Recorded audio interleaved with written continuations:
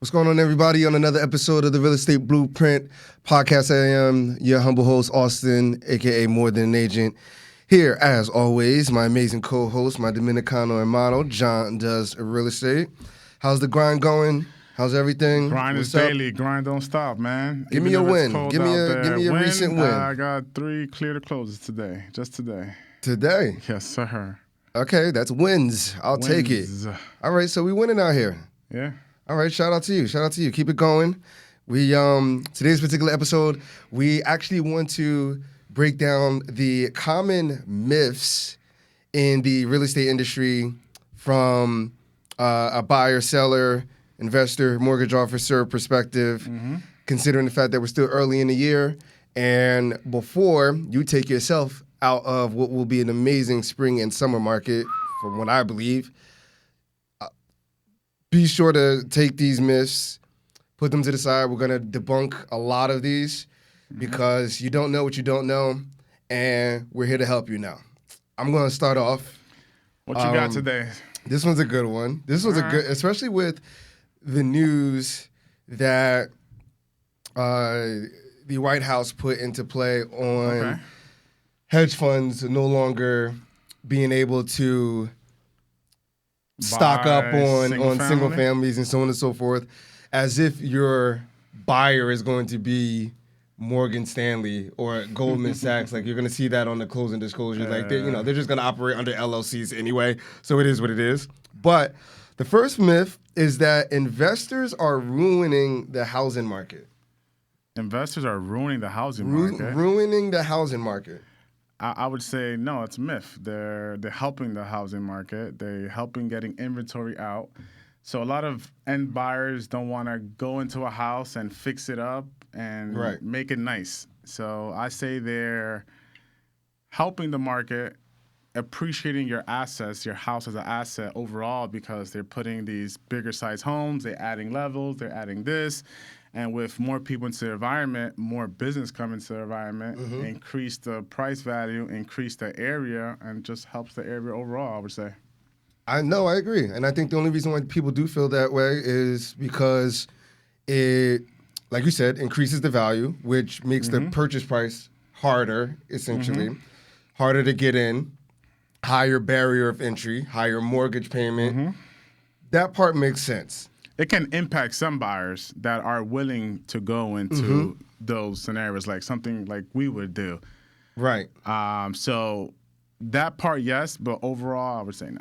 Overall, correct. I think, when people think of myths, I think it's like just one solid yes or no, or they lean exactly to one side of yes or no. And yes, that could be the case, but I think that's the 20% of the scenario. Yeah. And like you said, because for anybody's families that own, they're and getting ready to retire, where their net worth is increasing, they're able to pass down properties when they, leave this particular realm. They're passing down homes that have a lot more value in it to take care of the kids. Like, there's a bunch of reasons why investors are not necessarily ruining the market. Maybe making things a little bit challenging on the price point, but there's so much pros that are coming with it. So that is a myth, 150%, and that's the reason why. I got another one, or do you want to go? You want ping pong? Yeah, let's ping pong on this. This is probably more of a question for me, but we can just. So if someone's self-employed, they can never buy a house. Is that a myth? Or is it like more impossible for them, harder for them to purchase a house? It's everything with these myths. It could definitely, but the funny part about it is that, like, no, you still obviously have the opportunity. You just need 2 years tax returns. Now, wait, hold on. There's different ways that someone can buy a house self-employed. Oh, well, I'm taking your particular spot. Yeah, so run us through, because that's the one thing that I wish before I quit my job and went into real estate full time. That was one thing that I wish I would have done prior to quitting my job. Because to make things easier. But it wasn't until I became self-employed and got my ducks in a row, that like no, you can occupy, like you can take care of the process in the same exact manner. Correct.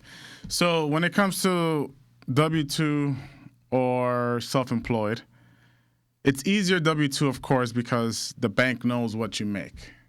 When it comes to self-employment, you basically tell the IRS what was your profit, and that profit is what the bank uses as income. So let's take two individuals. Let's say W-2 earner made $100K, so we know we could use that full income because they're paying taxes on that income. Let's take a self-employed borrower that grossed $100K. You're gonna expense everything out of that. Let's say your profit is $40K. You're gonna only pay tax on $40K, and the bank is gonna take $40K as your income. So $100K, you're gonna make more. But if you go back to the $100K and don't expense anything and pay the same taxes that the W-2 paid and took home, you're gonna qualify the same. Yeah, and that's the issue. People write off everything. People write off everything, Exactly, and yes. the way around that is a bank statement loan. So they're not gonna look at your tax returns. They're gonna look at the last 12 months of your bank deposits. Is that new? No, it's been out for some time, but Really? it's a little bit higher down payment. Single family, 10%. Okay. If you want a multi, it's 20%. Okay. But 10% single family bank statement loan the last 12 months. And they won't look at any tax returns, so you could be writing off everything. Correct. That is correct. They just want to confirm that you've been in business for 2 years. CPA letter will take care of that. Do they look for a certain amount of monthly income or like deposits, or is it? So it's gonna have to be business deposits. You can't just be someone's like a sister selling you money or something. That's not really income, like business deposits. All right, so just something that makes it clean, LLC. Yep. It's coming into the and because people in business and revenue can be. It'll be an average of the 12. I see where you're going with this. Yeah. Average of 12 months. Average of 12 months. So they'll look at all 12 months bank statements. All right. That makes sense. If you have anything negative on your particular business expenses, you might want to hide that out. So also, the rule of thumb is usually 50% of the deposits, you can use that as income. Or if you get a CPA letter showing that your business only has, let's say, 10% or 15% deposits, we can use that 85% of that income as your income. Oh, wow. Interesting. Okay. All right. Shout out. So I'm doing do a few of those. So those are, you could do first house, you could do a second house, a vacation home, 10%. Okay. Second, and second house, 10%. Shout out. Okay. All right. That's actually a pretty good one. So for that, we're going to have to basically, of course, we look at your debt. So let's say I'm doing some people that have $50K in deposits a month from their business. So we can use a lot of their income. 25 a month, was that 300,000? Did I calculate that correctly? I think so. Pretty much so. So that's 300K a year instead of looking at the tax return showing 10K or 40K or whatever they use after expenses. So that's a real good alternative. There are a lot other alternative, that's the non-QM space. So non-QM is a non-qualified mortgage. It's not your regular FHA. It's not your regular government agency, not your VAs, not your USDAs. So it's a non-QM, and they have a lot of creative options. So there's another one called asset depletion. So that's someone for cash heavy and has a lot of capital. So they're gonna look. Let's say the house is $500K and they have $1 million or $700 in the bank account. They could take that and divide it. They do a calculation and divide it about a certain amount and use that as your income. And you get a mortgage against that. And then I'm pretty sure that has to be like you have to be extremely liquid. Like if you had 100, well, I mean, you know, you can't have it in real estate. It has to be like liquid, yeah. Like liquid cash. It could be in stocks. Interesting. Okay. Yeah. No, that's one's actually a pretty solid. Another one I have for you is 1099 only. So they have programs for 1099. So not look at tax returns, we look at the gross of the 1099. So there's a lot of creative ways in that space. So so they'll just if you're self-employed, let's talk. Oh, so when you get your statement at the beginning of the year, right before tax time, they'll just only look at the 1099 instead of the taxes. And what's the caveat? Taxes. What's the catch? You just need a CPA letter. So they basically go after your CPA if anything's crazy. Yeah. And the other one, there's a profit and loss statement that we could use, a P&L from your CPA. Like, hey, this was his income, this was his expenses, this is his true income. Instead of going to taxes. Instead of actually doing your taxes. Mm-hmm. Interesting. Those are actually pretty solid programs. There's a few other ones in there too. But that's why, going back to the QM part of it, a lot of people just think that you're only limited to conventional FHA, VA, NACA. And, there's just a whole nother side of real estate financing in general Look at your that can DSCR. get you into the space. That one's actually really good. The most popular one is a DSCR loan, which is investment purposes. They'll look at the property's income and not your income. As long as you have the 20% required reserves, the property rent coming in or the market rents are more than the mortgage, you're good to go. Here's one that obviously from a marketing standpoint of us as agents, where like it's always going to be better to own than to rent. And people start to feel shame that they're just renting and so on and so forth. But a common myth is renting is always throwing money away. Renting is always throwing money away. Renting is just simply throwing the money away. And you know how like all over social media, stop giving your rent to your landlord. You're making your landlord rich. The marketing, of course. But like one of my regional underwriters says, not everyone should own a house because a lot of people don't either have the financial responsibility, they don't know how to pay it back, they can't afford it, they don't have the proper income, their income isn't stable. So he's more saying it, some people shouldn't, not because like basically they're not responsible. A lot of people are not responsible and shouldn't. No, it's a good point because you can mess up with your rental. Yes. And still be fine in the grand scheme. You mess up with your house, that could set you back a couple of years. You know what I mean? And the other thing I was talking about rentals, especially with people that have owned multifamily and still decided to rent, is what we realized was renting is just a better way to maintain your monthly cash flow from a personal finance standpoint. With the house, you have no idea what's going to happen. And that's the reason. You have no idea what's going to happen. A lot of people have zero reserves and at closing, so that Same can thing with be... leasing a car versus owning a car, right? And most of the time, like when people are like owning or financing that particular car, I mean, which both are a form of financing, just one happens to be just for the depreciation of the car. But at the end of the day, most people go after an older car and just choose to finance it. Right, because I don't think leases go that far. I think they only do it like 3 years or so. Years, right? Yeah. Right, so it's a good thing and it's a bad thing because yes, you will own it and you don't have to worry about any monthly payments. But obviously, that's the worst category considering the fact that if anything does break down, you're responsible for it.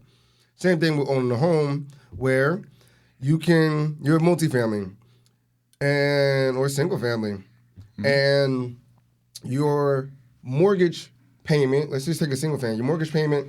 Principal, interest, your taxes, and your homeowner's insurance, right? Which makes up your mortgage payment. The town, so people think that that's going to be their mortgage payment for life. And the only thing that's fixed is obviously the principal and the interest. That's it. Correct. And, which gives me another one that I want to throw back at you once I finish this particular statement. That when own a home, city-wise, so on and so forth, the city can go through a whole entire reassessment. Your taxes could double, and now you're responsible for that. Because if you don't pay that, then it goes into either tax default, or if you can't pay your mortgage, obviously, then you could potentially go into foreclosure. Same for insurance. Exactly. But not as much. No, but the way that New Jersey's just been having random tornadoes, like in the middle of the year, like homeowners insurance has changed. And then when we had that big flood, years back.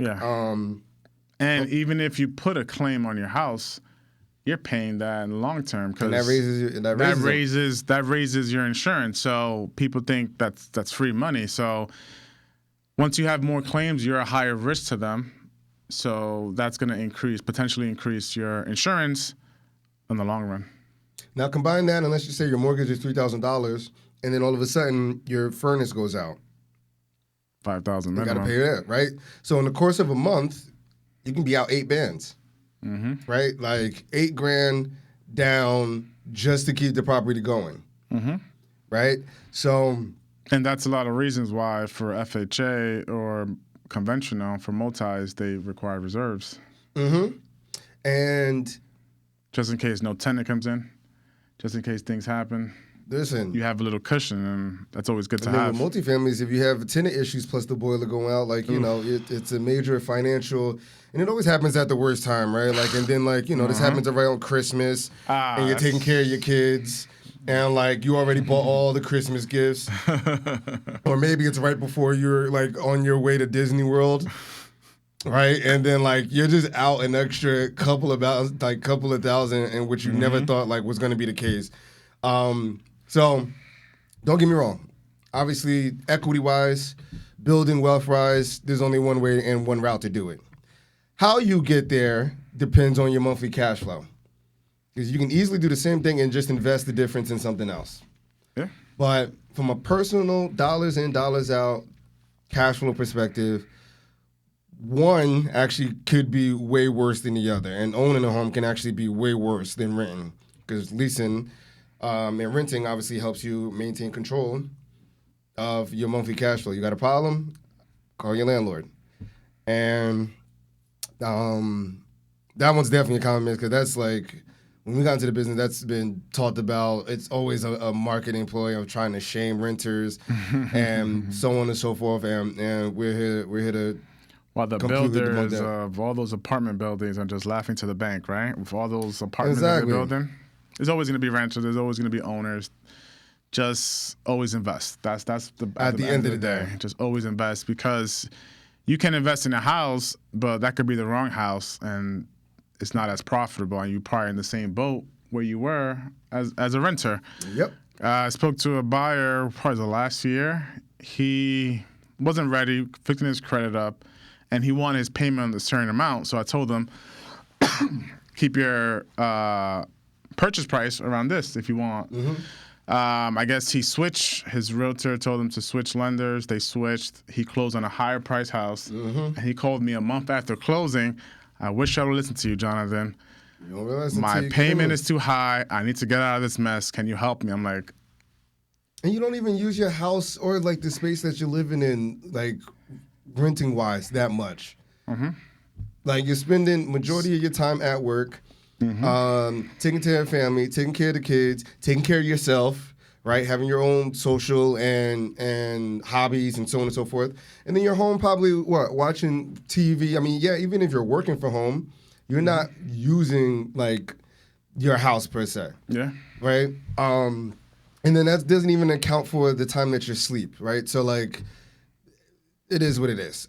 Here's a good one. Oh, hold on. Let me get one for you. Okay. Hold on. I got a good one for you. Let's We were talk talking about it about the other day. a recent one. What almost killed the deal?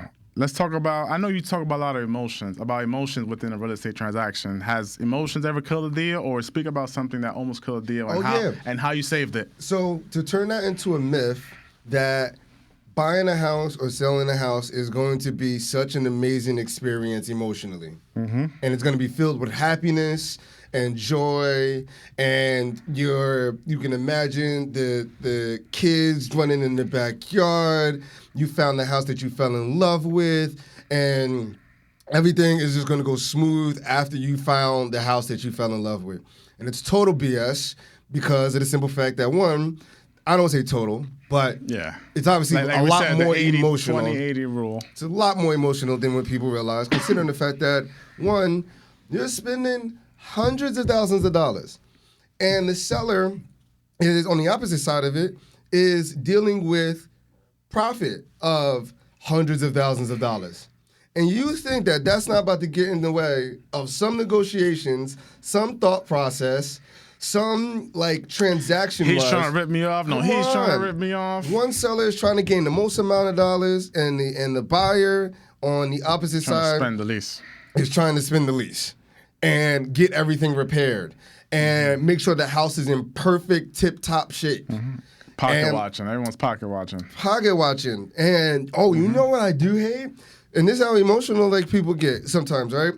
They'll go, and I know you've seen this before, and it's such a pain in the ass when it comes down to being on the especially when working with buyers.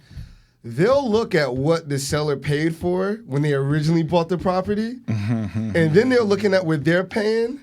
And they're like, no, the seller has money. The seller's trying to rip me off. You don't know if they refinance to a bigger mortgage. You don't know if they took out a couple of mortgages.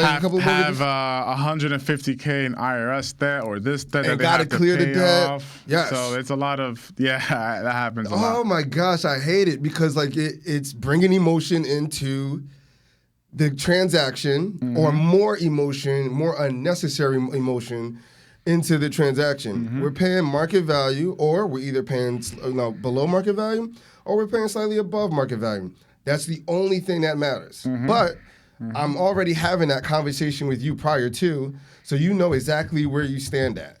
But then when you start pocket watching and seeing what the seller paid back in 1999, and you're like thinking that they're just hand over fist good and that you're just putting a crap ton in their pockets and they're about to go sail around the world on vacation while you still gotta work, and go pay the bills. You're gonna be in that same situation 40, 50 years from now, and you're gonna see the other side of the table. And then somebody's gonna come at you and be like, no, I saw that you bought it in 2026 when it's 2046. And you're like, why are you watching my pockets? I got to go take, I'm trying to put my kids through college. I'm Bingo. There's so many other things that become affected. I hate that. I hate it. But at the end of the day, we just try to keep our clients, a couple steps ahead. And that's part of the More Than an Agent brand, obviously, because you become their best friend, their therapist, their real estate advisor, drinking buddy when things go after closing too. Yeah. So it's very important to realize that buying a house, selling a house is an extremely emotional process. And it's not just a cakewalk for anybody. It's not. Maybe if it is, you're talking about 5 to 8% of the transactions, which it's just completely smooth. Completely smooth. The seller agrees to everything. The attorneys respond. Appraisal, no issues, no underwriting condition. Yes, I agree. I'll tell him again. I don't know if he's going to see this episode. We'll see, or if it's clipped up. But one of the houses that I'm selling right now, I want to call it maybe 3 months before, he was like, yo, I think I might just get my real estate license. And sell it myself? Not even. Which that's another myth, but we'll see if we have time for that particular one. But no, it's not always easier to sell your house without an agent. And there's several reasons why. But he was like, yo, I think I'm going to just get my real estate license because, and here's the myth, agents just open doors. And they walked into a check and so on and so forth. Lenders just push buttons, I guess. Oh, my God. That's what I thought until I started talking. I was about to come a lender, and I was like, listen, man, I think I might just, do mortgages as well. And you're like, yeah, bro, it's not as easy as people think. So that's even with and it's only with the ignorance that once you get behind the scenes, you actually truly see what actually goes behind this, what actually goes down. But it's funny. But I'll come back to that one. Agents don't just open doors. That is definitely one of the biggest myths. And until you're in a negotiation stance and you don't know how to negotiate, until you're in a place where you don't know how to communicate effectively to the other side, in order for you to be able to get everything that you're looking for, you just won't know. But getting the CO process, getting the contacts, getting all of it, the how to marketing finagle strategy, things. What's going to give you the most dollar in this current market? Correct. What's the best time to sell? So there's a lot of factors that come into play. You can't look at someone's 10 years experience and think you're just going to get all of that and try to sell your own house. 10 years for the in the most. business. So the price that the agent's going to receive, they're going to get you a higher offer. So you're already winning and not doing work. I've been a decade in the business. So I was right, 10. Okay. Bought 8 cribs and what do I know? Right? You can't, I bought 8 cribs myself. Well, my partner at the time, obviously. But as far as facilitating the transaction, all me. And what do you like? You're gonna have that experience, and you're not gonna gain nothing from that. And then the first time home buyers, like is just, or and even the properties that I've sold, like the seller just thinks that they've been in the house for 20 years, and then when they're selling, that they just know everything, and so on and so forth. But they always come back. It always and it doesn't always happen right at right at the end of the transaction. It happens, and I use this phrase a lot, or this scenario. It always happens when y'all are talking at a social event, a cookout, a birthday party, and you hear about somebody's situation, and you're like, well, why didn't you just such and such? And they're like, well, I didn't know that we can do that. And I'm like, bingo. You didn't, that's the stuff that costs you money, tens and fifties, thousands, tens of thousands of dollars. And I need the people that realize that. It costs to be cheap. It's pricey. It's pricey. What is it saying? It costs to be cheap. Okay. It's simple. Okay. Whether it's that, whether it's I'm just going after the cheap car, whether I'm going after the cheap food, whether I'm going after the cheap health. Date, whether I'm going after the cheap vacation, cheap excursion. It always there's reasons why we pay. It doesn't have to be luxury, but it has to be efficient. So here's a good one on the mortgage side. What you got? Wait, I thought you had like three there. Didn't you just? Go ahead. Go ahead. Yeah, I think so. Go ahead. That's fine. That's why. I was just talking about agents opening doors, but that's why I'm coming back to you with this one. Okay. Here we go. That adjustable rate mortgages are the devil. They were because of 2008, and I would say they were because there was no cap, and there was no you didn't know what was the max it would be every year, and what was your full max of interest rate. Before it was okay. Yeah, so now it's capped every year. It can go up a certain amount, and the total max rate can go above a certain amount. So at least you have a range. Mm-hmm. Well, the worst case scenario, best case scenario. Are you seeing more arms now? 100%. 100%. A lot more arms now. For qualifying purposes. Run us through the process of why it would be better for somebody to go after an ARM versus a fixed rate. So it depends on the scenario for every person. So for ARM now, a lot of my clients are multifamily for qualifying purposes, specifically for FHA. Okay. So if you're buying a 3-family or a 4-family, you need to meet what is called the self-sufficiency test. Your favorite test of all time. Oh God, no! I failed that test. So let's say 4 units. Let's make it easy. Each unit is $2,500 market rent, including the one that the borrower is going to occupy. The mortgage has to be above $7,500. So if you're getting $10K in rent, what do you think the house price is going to be? Over $1 million, right? Yeah, for 25 years, that's a newly renovated, at bare minimum, if you're in $1 million, Northeast Orange, right? Bare minimum. So it's possible if you have higher taxes that it's going to be more than worse than more $7,500. So they have for FHA they have a 5-year ARM. So basically you're fixed for 5 years. Then after that it's variable every year. So at least you know what your payment is going to be for the next 5 years. Yep. So to meet that, a lot of my buyers are doing an ARM to qualify. And then in a couple of years, they can refinance before the adjustable comes in. And those are usually cheaper interest rates. So a lot of people are buying points down is even cheaper. So 2 points on a fixed rate won't get you as low than 2 points on an ARM. Interesting. And is the 2 points kind of the same? Meaning it costs the same. Costs the same. Okay. A point is 1% of your mortgage. So if you're buying a house, let's say $1 million loan, that's $10K for 1 point. Okay. Did I do that math right? Yeah, I did. Yeah, $500,000 house, 5,000 in points. Interesting, and the reason why that's good because we used to, when we always would calculate how much an extra $5,000, and for the listeners, that's $5,000 more on your closing costs. So everything that you're paying already, but an extra $5,000. Whereas on a fixed, people think that 1%, 1 point, it's not lowers the interest rate by 1 point. So if you're at a 5.5, that's a myth right there. Yes, 5.5%. you pay 1 point, that it automatically goes to I 4.5. would be glad to pay 5 points and get 0%. If that was At the that case. point, right? If that As was far the as case. the subtraction. If that was the case. Because you got to think about it. That's $5K. 1% lower, you're probably looking at, depending on the loan amount, that's hundreds of savings monthly. On the arm?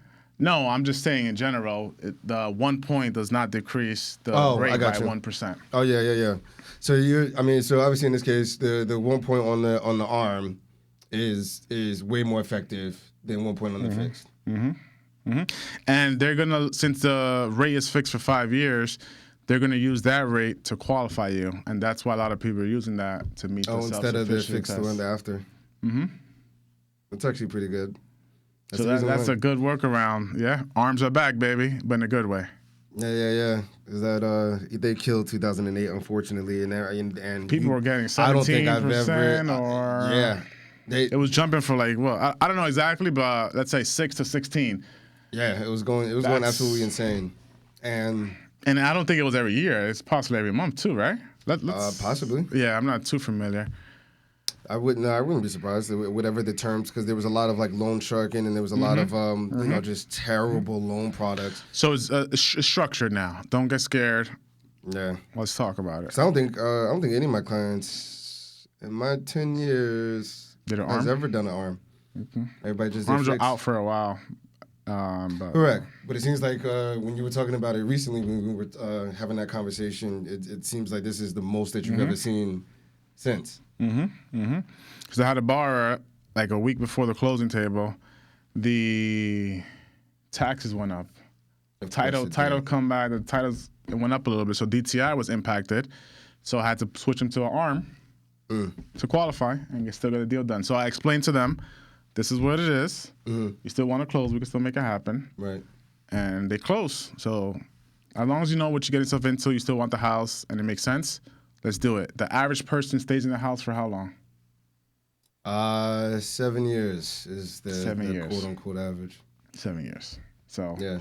if it's fixed for 5 years, you'll probably refinance by then or possibly move out within the next year or 2 years. Right. They say marry the house, date the rate. At that point, however you get it. Okay. No, I like that. I like that move because that's you haven't seen it before. I haven't seen anybody use an arm, and you were telling me how there's been so many like people that have been ramping up on using arms. You know, we have DSCR interest only loans.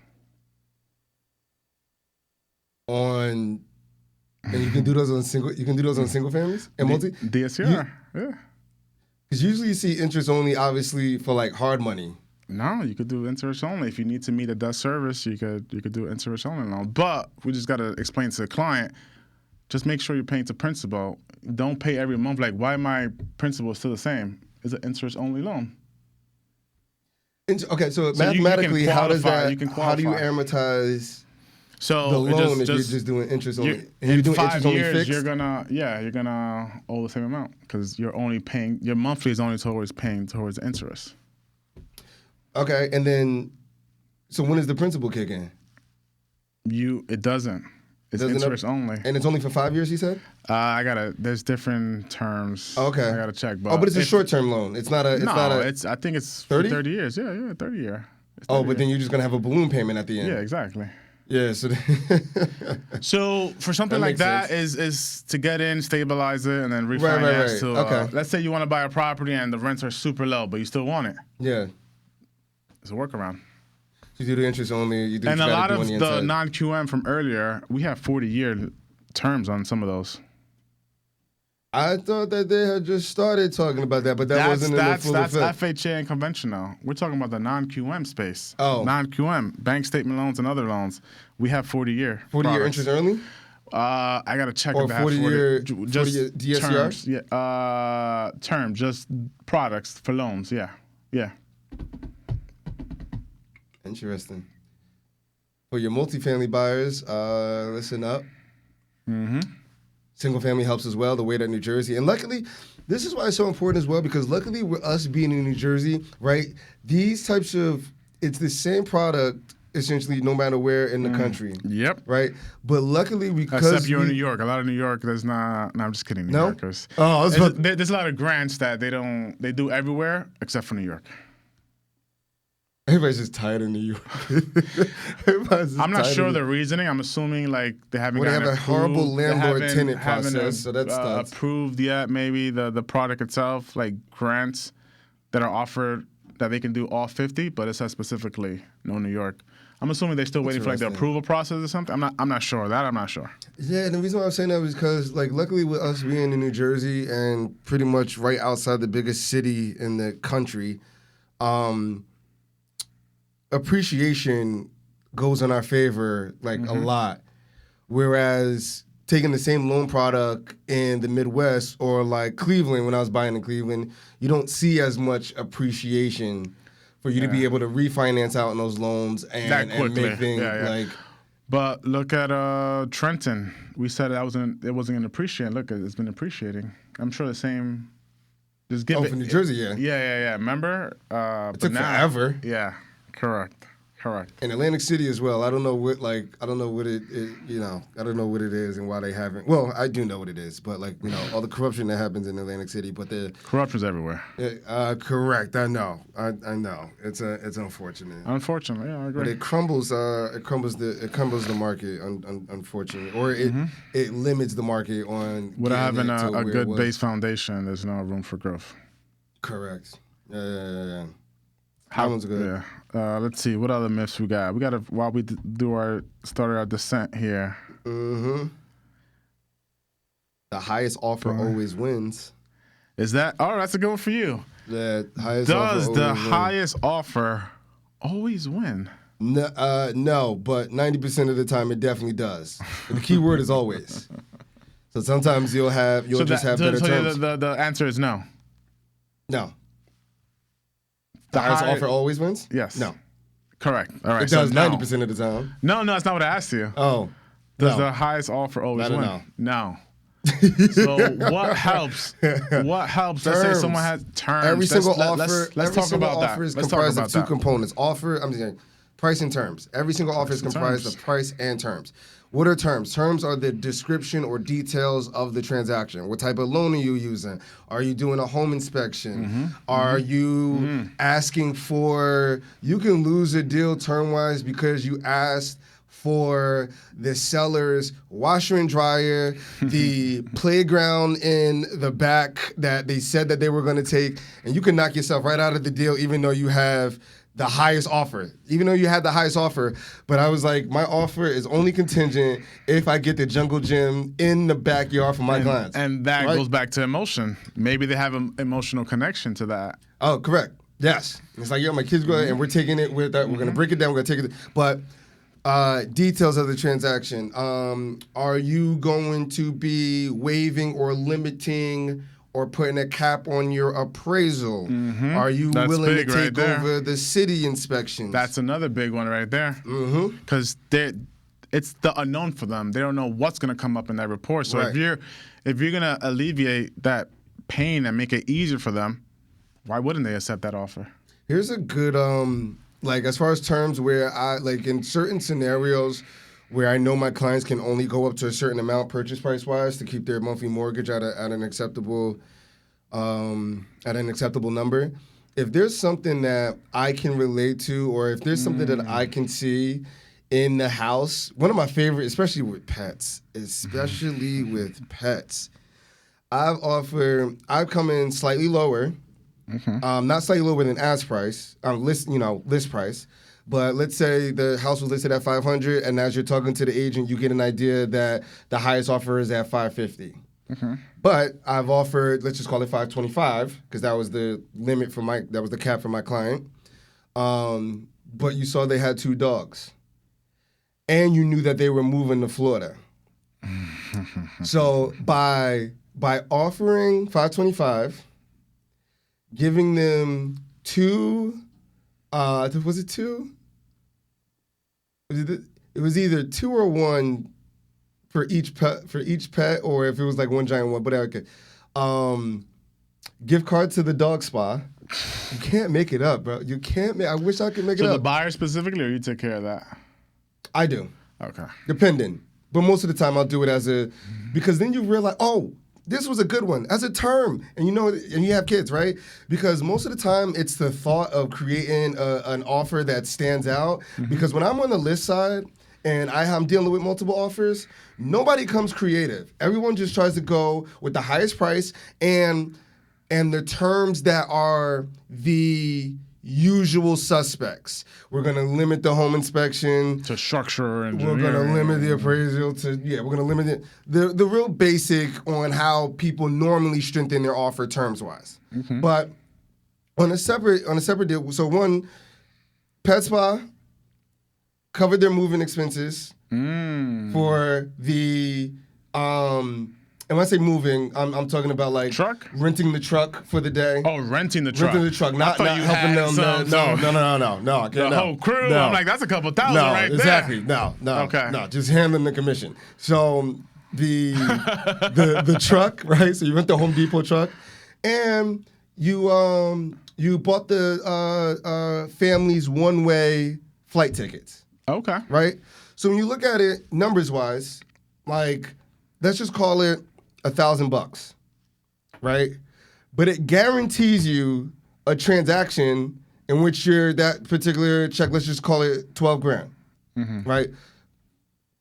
If you would have spent, if all I had to do to get every single one of my offers accepted was spend $1,000 to make 12, why not? No brainer. Right? And that's not every single case, right? But if it's a really good deal, or I've been working with the clients for a little bit and we keep getting outbidded, right? Because now you still have to factor in from a time versus money for the sake of your business. Can't be working with the same buyer over the course of a year, right? First time home buyer, especially when they're not being like too picky. They're actually going at the homes that it's just that market's hard, right? So you got to find creative ways. So that was one, and then another one that I did, which we were the highest, but we were the highest offer, but we didn't have the strongest terms. So we were coming to FHA, but conventional, 25% down, so on and so forth. For every week of the transaction, and it was in the summertime. For every week of the transaction, you can't make it. You gave them massages. No, I know, right? For every more than an agent now is under the real estate commission for touching. Oh yeah. But, cut that out. But what I did do was I offered the kids pizza and ice cream every single Friday. Nice. It's Right? a nice gesture. Just something It's simple. an emotional. And we didn't even win off of that. We just won because they were like, yo, that was cool, bro. But like, if you just give us $5,000 more on the purchase price, like, yeah, I got it. Right? But it at least gets the seller talking, and it lets us know like what we would need to win. Right? So it wound up working. But cool. Yeah, man, those are always good ones, like where your terms help you actually win the offer, except just going with the highest price. So the moral of the story is get a creative realtor and get a creative lender that will make the deal work.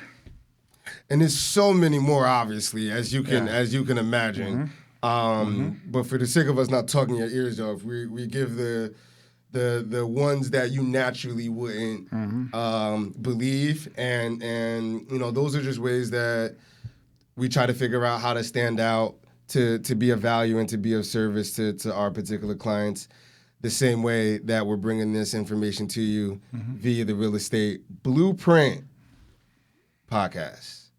So, as always, listeners, be sure to tap in. Be sure to like, comment, subscribe, share. If there's anything that stood out to you, please let us know. Any way that we can be of value, obviously, we're here to tap in with you. I, as your humble host, Austin, aka More Than an Agent, John Soto. John does real estate. This is the Real Estate Blueprint podcast. Signing off.